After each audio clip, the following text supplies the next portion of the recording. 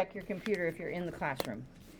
All right, so every time when we do this, when we take notes like this, what I'm going to do is I'm going to write down examples, okay? I'm going to date it, I'm going to title it, whatever we're doing, okay? So to stay organized, I would probably do that as well. All right, this is a little bit different than the notes that we took yesterday because I was demonstrating how to use that graphing calculator, okay? So the notes looked a little bit different. Okay, so today is August 18th.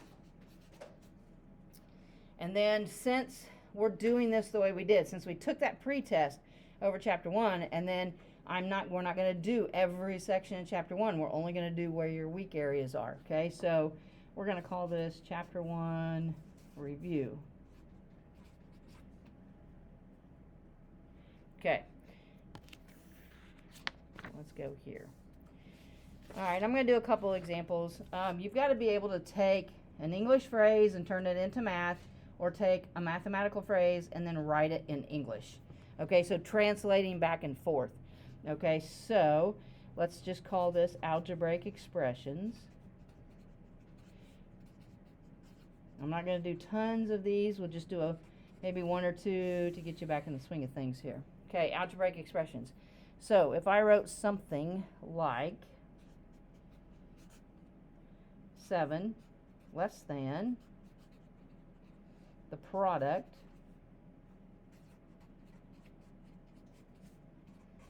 of 3 and a number C. All right, that's an English phrase. I can take that and I can translate that into an algebraic expression. Notice I said algebraic expressions, okay? Expressions do not have equal signs, right? Algebraic expressions, let's put on there, do not have equal signs. The difference between an expression versus an equation, if it's an equation, it has an equal sign, but these are going to be expressions. Okay, so hopefully, I mean, you guys did these. I'm sure you had done these last year, but let's do this a little bit. Less than means what? Subtract, right? So we know there's going to be some subtract in here. You kind of got to be able to read this entire sentence here. The product of 3 and a number C. So that phrase all goes together. Product means multiply, right? 3 is going to be the coefficient. C is going to be the variable. So when I write this phrase in good algebra notation, what should it look like? 3C. All right, squished together, no dot, no time sign, nothing in between there. 3C squished together shows the coefficient 3 in front. C is the variable, okay? Then this is just 7, okay? That's just the number 7. All right, now when I write the algebraic expression, which one of those has to come first, the 7 or the 3C? The 3C, because of less than. 7 less than 3C means I've got to start with 3C and then subtract 7. Okay, so I'm assuming you did lots of those last year. All right, you ought to be really good with that. My big thing is like no dot, no time sign, no parentheses, because we want good algebra notation. All right, if it's a divide or a quotient, I want you to make it look more algebra in nature. Okay, so let's just do a simple one here. The quotient of x and 10. Okay, so quotient means what? Quotient means to divide, right?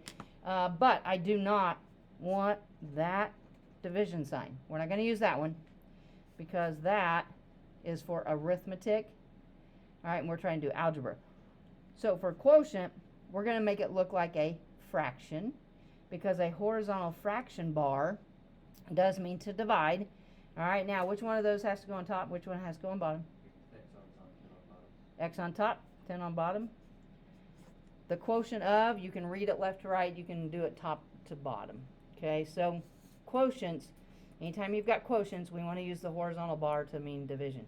All right, so I'm thinking 2 examples on that probably ought to be enough for you, since like you did tons of those last year. Okay, then another thing in chapter 1. Another thing in chapter 1 was integers. -4 plus 5, -6 times 2. and I don't even think I put any questions in there for you to do on those. I expect you to be able to know how to add, subtract, multiply, and divide with your integers. No calculator. Okay? So you've been doing that since about 7th grade, so you ought to be good with that. And I didn't put it in the online math stuff, because if you do it, you could have just used a calculator. I wouldn't have known if you did it or not without a calculator. So that's why we did that. All right. Now there's some evaluating.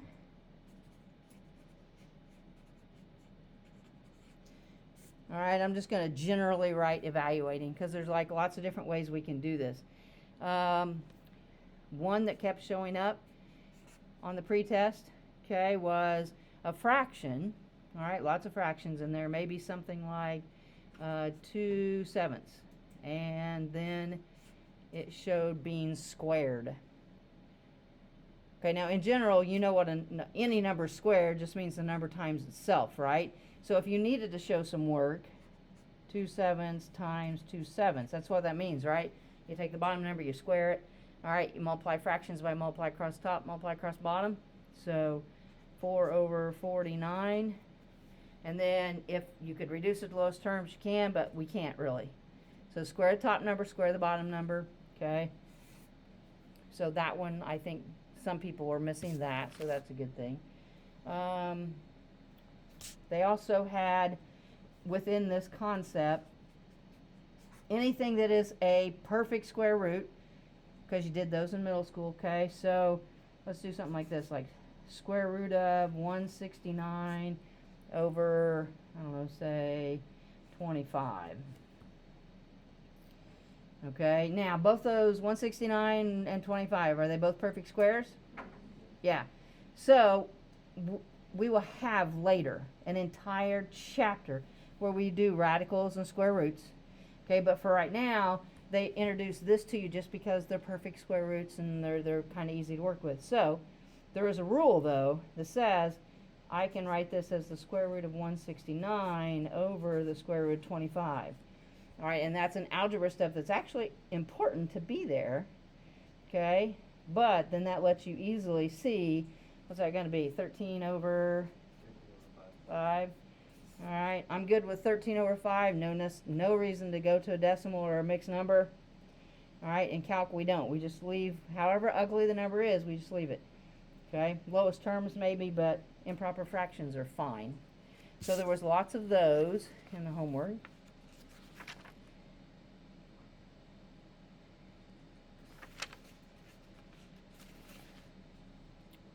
I also just want to do some combining like terms. Now, do I need to do it on the same thing? Here, let's do combining like terms, see if I can get it on the same piece of paper.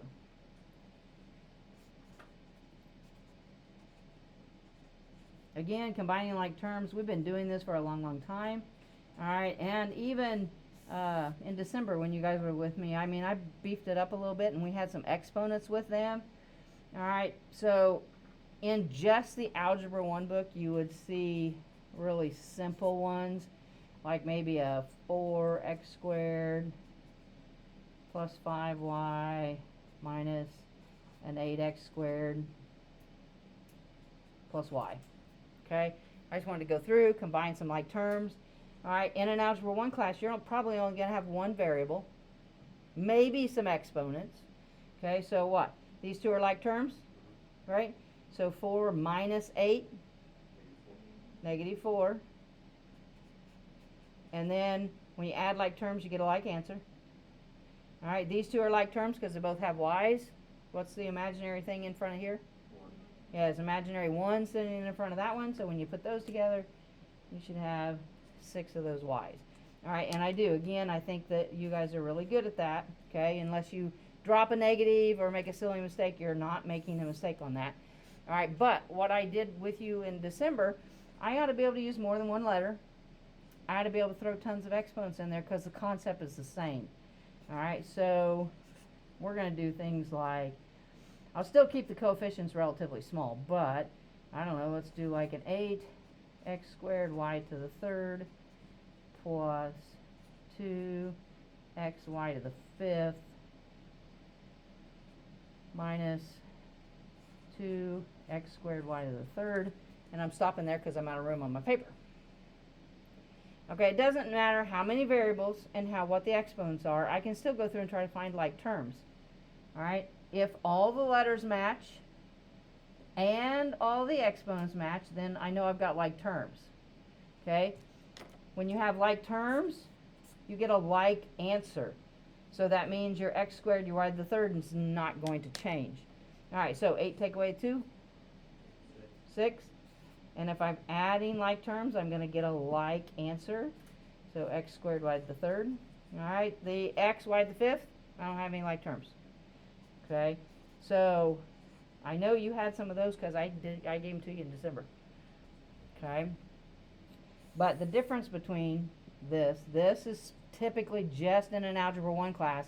This right here is more like an Algebra 2 class. But it's the same concept. If you can do this, you can do this. Okay? So that's a lot of that kind of stuff is in Chapter 1.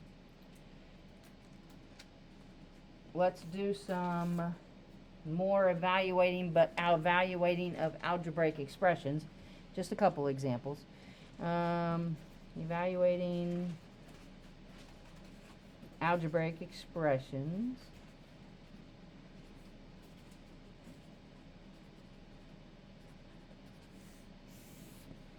Okay, so they'll put a variety of letters in there. You'll have to do order of operations. There'll be coefficients. There'll be exponents. They could even throw absolute value in. All right, so I don't know. Let's kind of be kind of silly here. Let's do like a 2x squared plus 4xy minus absolute value 3y. I got a squared in there. Exponent got some absolute value. That looks good. All right, so we're going to evaluate this algebraic expression when, let's make x 2. Let's make y 3. Trying to do this, just keep the numbers small. Okay. All right, now on your paper, when you do a written homework assignment, all right, if this was the problem in the book, you would write down exactly what you see with the variables, okay, on your first line of your paper. All right, this is algebra, so we should have lines of algebra going down the paper, okay. This is an expression, so no equal signs whatsoever, okay. First step's going to be take these two and plug them in, right? So the 2 in front of that x squared means times, okay. So I'm going to go ahead and add that dot. I mean, you can, you don't have to. There's lots of different ways you can do it. But that way you'll clearly, hopefully, see that. Okay. The 4 and the x and the y is all squished together, so that all means multiply, right? So I'm going to keep the 4. I'm going to replace the x with 2. I'm going to replace the y with 3. And then minus absolute value. That 3y squished together, again, multiplication. So 3 times the 3 being replaced for the y.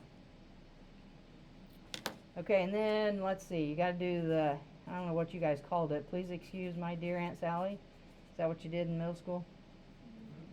Okay, so we got to follow that order of operations.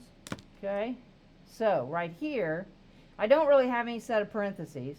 All right, I do have absolute value bars, and you do have to work inside absolute value bars, but can I do more than one thing at a time in this one line? Yes, I can. Yes, obviously I know I got to multiply what's inside there. Okay, and could I just multiply all 3 of these because they're separated by that plus sign, the minus sign? So I can do more than one thing in a line of work. All right, over here though, I've got multiplication. I have an exponent. Okay, what has to be done first? The exponent. So 2 squared is 4. So 2 times 4. Let's go ahead and do some more work out here. I don't know. 4 times 3 times 2? 24. All right, I'm going to keep the absolute value bars for a moment. 3 times 3 on the inside is 9. Okay. Now I can go ahead and multiply here. I can get an 8. I can get a 24. Now, what's the absolute value of positive 9? 9. We know the absolute value is the distance away from 0, right? So just for practice here, absolute value of 9 we all knew was 9 because it's a distance. It's the distance away from 0, so it's positive 9. Okay, but how about if I did absolute value of negative 8? 8. Okay, I just wanted to make sure you remembered absolute value. All right, now somebody do this. I can't do this. 8 plus 24? 32. Thank you very much. Minus 9. 32 minus 9? 23. Okay, now your goal in class every day is to make sure I don't do any silly arithmetic errors. Okay, watch me, because at this point in time of the day I'm tired. Okay, so I will add incorrectly sometimes on accident. If that, don't let me write something down that's not right. Okay, your job is to stay awake. Keep me on this. All right, so I'm not going to do tons of those. You got to do order of operations, that sort of thing. I think we're pretty good with that. All right. Now, let's do the stuff you don't know out of Chapter 1. Oh, they did have plotting points on the coordinate plane. All right, you probably did tons of puzzles in middle school where you had to graph points, ordered pairs, x, y. Okay, I don't really have any graph paper, so we're not going to do that today. I'm assuming we're all pretty good with that. Okay, let's do classification of numbers.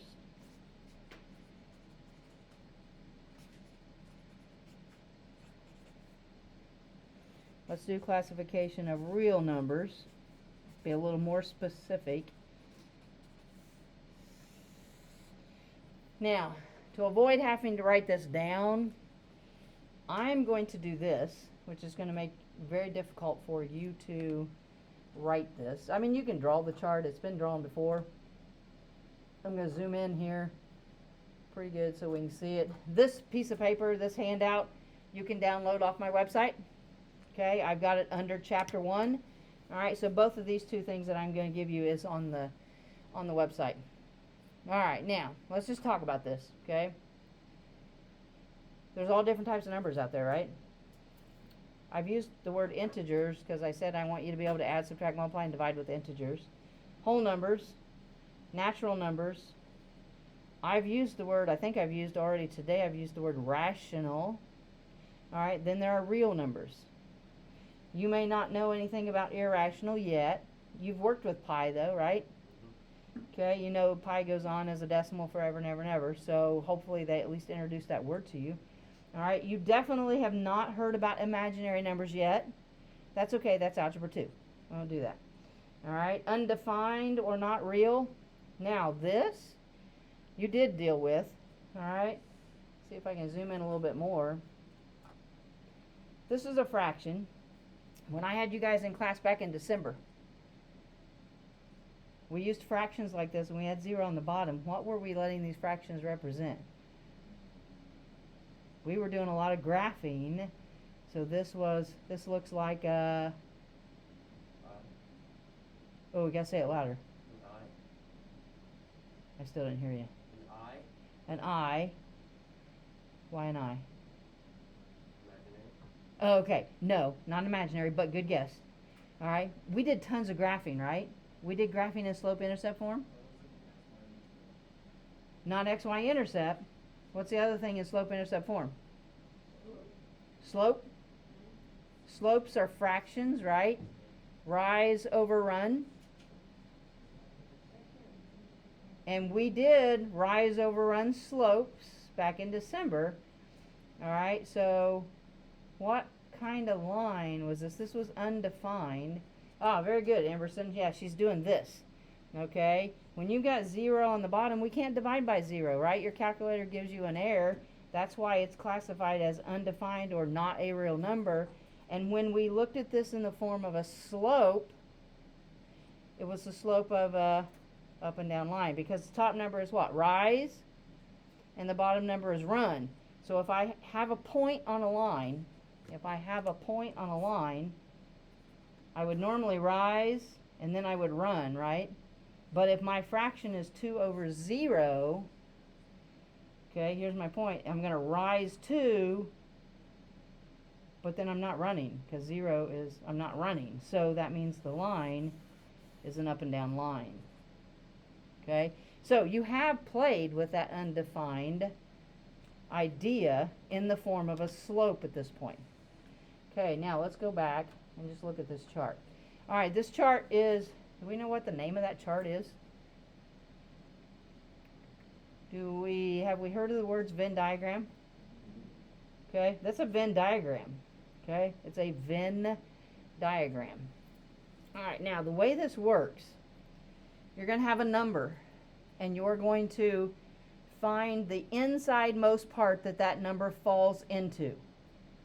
All right, so if I had a fraction, okay, can I put a fraction down here in this category? Nope. I can't put a fraction here. I can't put a fraction here. Can I put a fraction here? Once I get here, I work my way out the chart. So in other words, 5/8 is a rational number. It's also real. If I start with the number 3, it can be in this category. It can be a whole number. It can also be an integer. If I write 3 as 3/1, it can become a rational number and then a real. So if I find the number 3 and I ask you to identify all the different names that it can have, you find the inside-most part of the chart and work your way out. So the number 3 is a natural number. It's a whole number. It's an integer. It's rational. It's real. Okay? Now, let's go ahead and do pi over here. Pi is over here. We talked about it. It's a decimal. It goes on forever and ever and ever. It won't fit in any of these categories. It fits over here in irrational. But this is still on the inside of this Venn diagram. Can I work my way out? Yes. So it's irrational and it's real. So it has a pi has two classifications. Does that make sense on how the chart works? So then that should help with some of the questions that you saw in Math Excel. You figure out what it is. If it's a whole number, then it's a whole number, integer, rational, and real. Okay, because you had questions that dealt with that.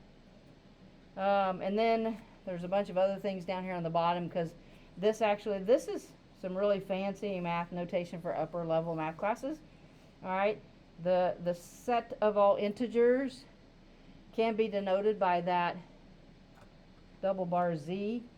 All real numbers can be denoted by a double bar R.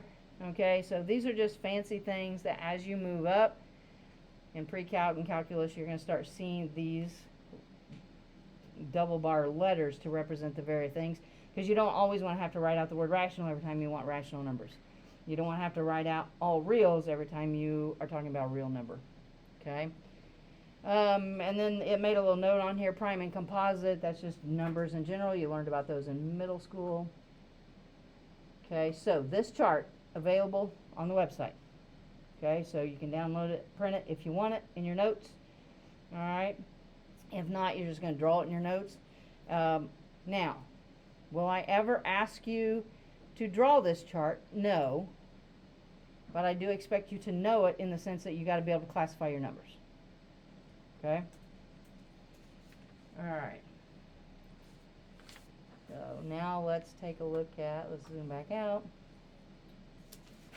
Let's take a look at properties of real numbers, because this, again, I don't think you hit on a lot.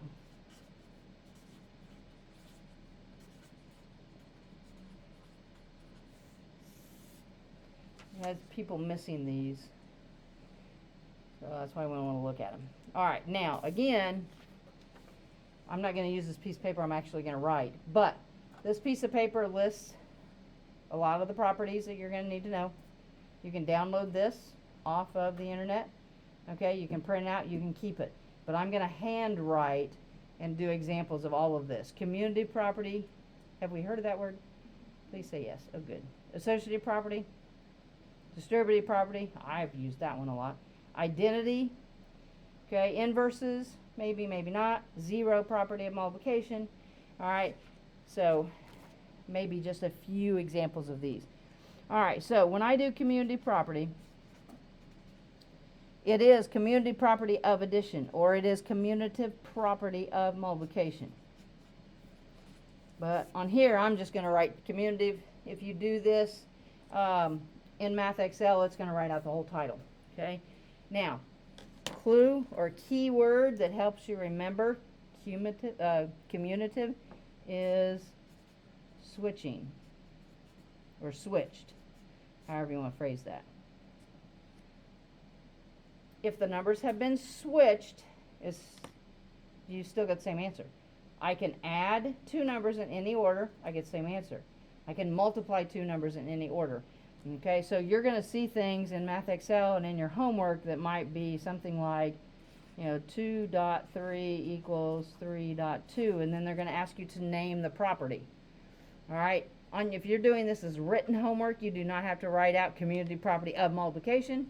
I will let you write out COMM, and then with a little time sign, because you have to indicate, was it the community property of multiplication or was it the community property of addition? So you may write that as your answer shortcut, so you don't have to write the whole thing out. Okay, so we remember this? All right, now let's do associative real quick. Again, it's associative property of multiplication, associative property of addition. Okay, there's two of them. Keyword that will help you remember this one is regrouping. All right, when the numbers have been grouped differently on both sides of the equal sign, okay, then you've got the associative property. Now, the other thing that you've got to remember is the numbers have to appear in the same order on both sides of the equal sign. All right, so in other words, I did multiplication up here, so let's do an addition example down here. Let's do something like 3 plus 5 plus 2. Notice the 3 comes first, then the 5, then the 2. For it to be associative property, I have to have that exact same order on the right-hand side. There will be a set of parentheses that have done some grouping. Maybe on the left, the 5 and the 3 has been grouped together. On the right, maybe the 5 and the 2. So from the left side to the right side, can you see why numbers they've been grouped differently, right? I'm grouping these together, would add those first and then add the 2. I would group these together, add those first and then add 3. Am I going to get the same answer on both sides? Yeah, because it doesn't matter the order in which I add this stuff. Okay, now that is an example of the associative property. Again, you don't need to write out the full title, associative property of addition. You may write out ASSOC with a plus sign. All right, that's for when you do a handwritten assignment and you're writing down the answers. If you're doing it in Math Excel, it will give you the entire title. Okay, now let's look at something like this. Let's do 4 plus 5 plus 2, parentheses 5 plus 2 plus 4. All right, just as a practice one, take a look at that.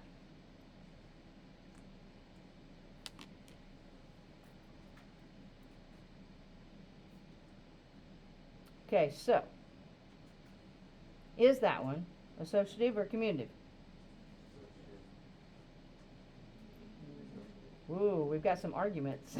Not everybody's agreeing in there. Yeah, okay.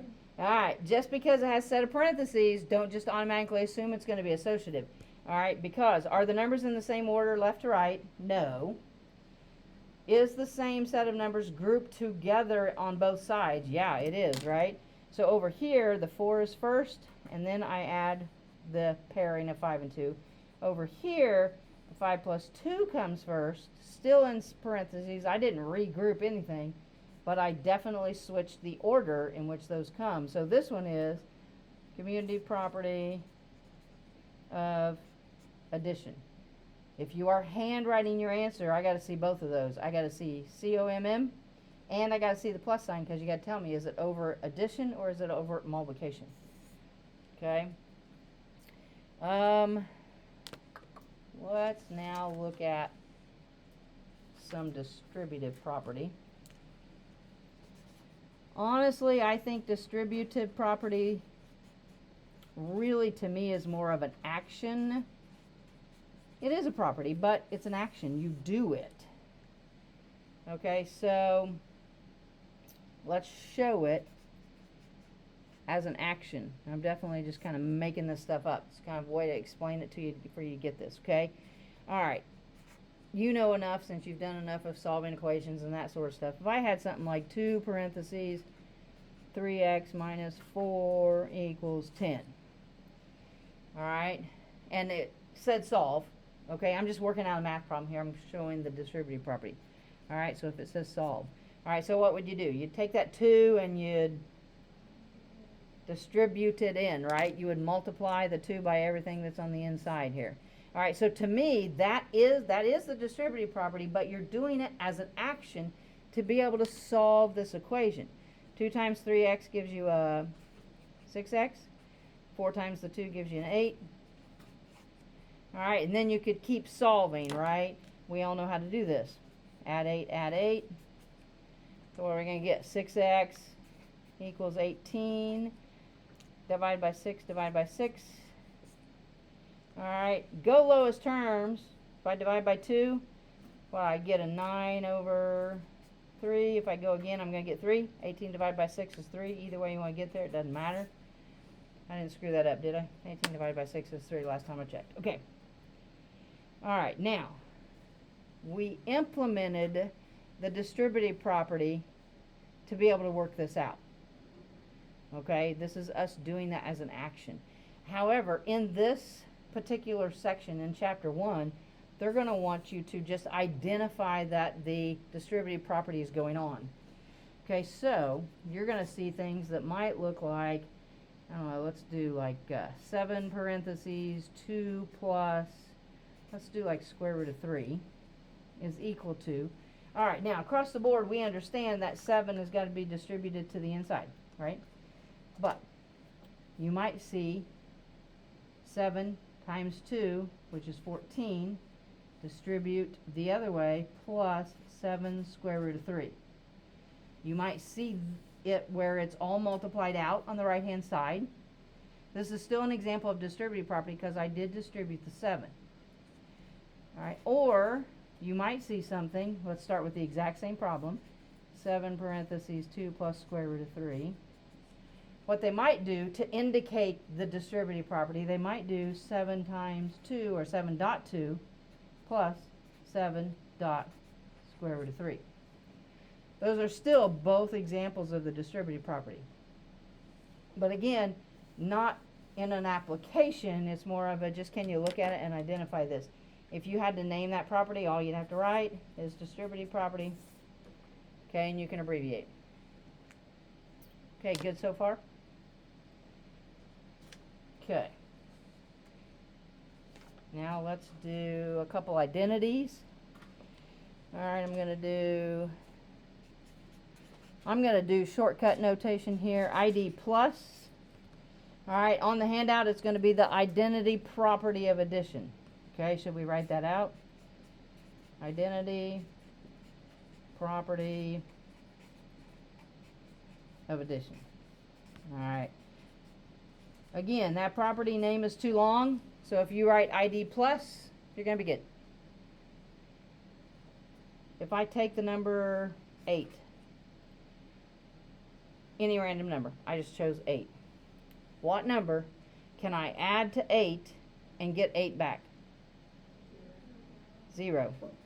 Okay, so that means 0 is the identity element for addition. Okay, so 0 or 8 plus 0 is going to give me 8. So that's an example of the identity property of addition. Okay, now if I did ID times, do we need to write out the name? Identity property of multiplication. Okay, you want me to write it out? Okay, so what number, if I take some number like 8, what number can I multiply by 8 to get 8 back? 1. So the number 1 is the identity element for multiplication. Okay. Alright, and then now let's go ahead and do both of them here. Okay, so 2 more. Let's do inverse property of addition. I do not have a shortcut abbreviation for this one. I do on all the others, I don't on this one. Inverse property of addition.